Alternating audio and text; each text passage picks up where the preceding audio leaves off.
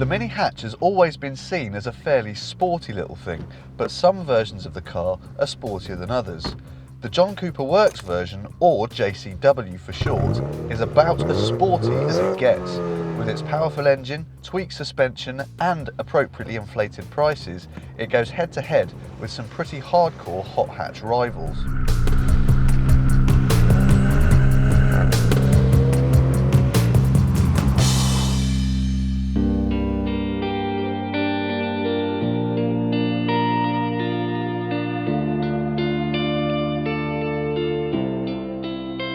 Now, you'll hear little argument from us that in the looks department at least, the JCW is hardcore enough to compete with any of them.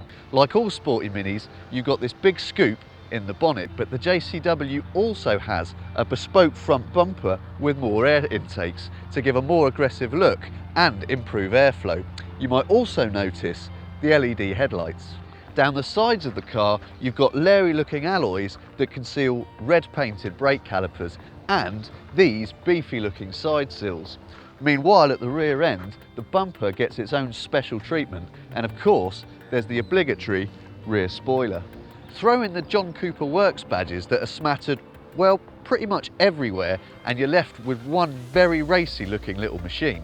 And being a Mini, you can personalise the look of your car in a variety of different ways.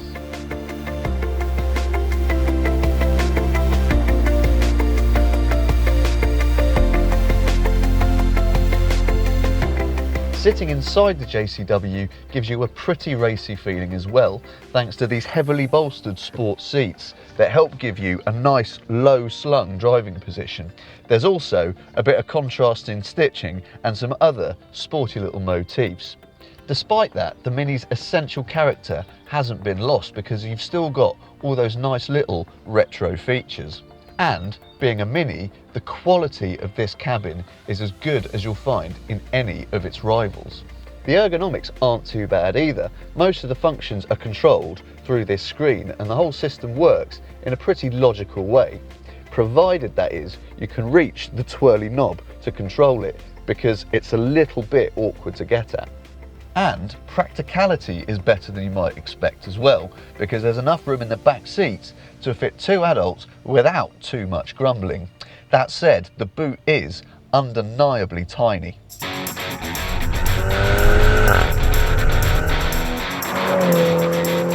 Now obviously, what matters most with the JCW is the way it drives. And thankfully, this thing is every ounce the nut job that you expect it to be. For starters, it is sensationally fast. You've got a turbocharged 2-litre petrol engine with 228 brake horsepower, and when combined with the optional automatic gearbox that this car has, the JCW will blast you from 0 to 62 in just 6.1 seconds, 6.3 if you settle for the standard manual gearbox. If anything, it picks up speed even more viciously on the move, thanks to the engine's seriously impressive low-end flexibility. It makes a really good noise as well. And then there's the handling, which is an absolute riot. It's grippy, it's beautifully balanced, and because you're getting fast responses and good feedback through all the major controls, you've always got a really good idea of how it's going to behave in a corner. This particular car also has the optional adaptive damping system, which does a cracking job. The ride isn't actually as unforgiving as you might think at low urban speeds, but when you're going a bit faster along your favourite country lane, body lean is really well suppressed, and there's enough firmness to make you feel like you're skipping from bend to bend. It does get a little bit hairy at times, I won't lie, but it is great fun. There are lots of small hot hatches out there, some of which are cheaper to buy, more practical and better value for money. However, very few have the JCW style, image, character or downright cheekiness, and for many buyers that'll be the deal sealer. If you can afford to buy it, you'll absolutely love it. If you enjoyed watching this video, then click the button below to subscribe to our YouTube channel, or leave us a comment to let us know what you think.